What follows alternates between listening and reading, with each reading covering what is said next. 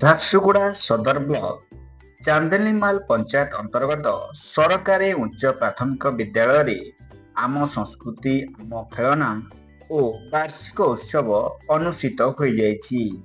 ଏଥିରେ ପ୍ରଧାନ ଶିକ୍ଷୟିତ୍ରୀ ସୁପ୍ରଭା ପଟେଲଙ୍କ ଅଧ୍ୟକ୍ଷତାରେ ହୋଇଥିବା ବେଳେ ମୁଖ୍ୟ ଅତିଥି ଭାବେ ଚିଚିଣ୍ଡା କ୍ଲଷ୍ଟର ସିଆରସି ସନ୍ତୋଷ କୁମାର ନାଇ ଓ ମୁନା ଧୁରୁଆ ସମ୍ମାନିତ ଅତିଥି ଭାବେ ଯୋଗ ଦେଇଥିଲେ।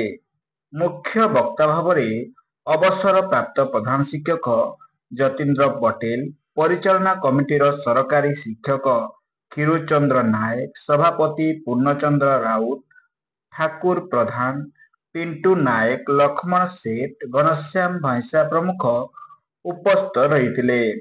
ସରକାରୀ ଶିକ୍ଷୟିତ୍ରୀ ଅନିତା ପଣ୍ଡା ଅତିଥିମାନଙ୍କ ପରିଚୟ ପ୍ରଦାନ କରିଥିବା ବେଳେ ଡଲିରାଣୀ ପଟେଲ ସଭା ସଂଯୋଜନା କରିଥିଲେ।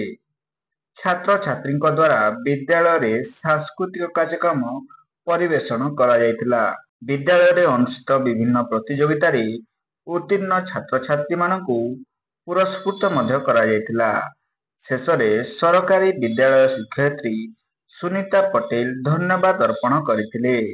ଚାନ୍ଦିନୀମାଲରୁ ରାଜୁ ପଟେଲଙ୍କ ରିପୋର୍ଟ, ସନ୍ଧାନ ନ୍ୟୁଜ।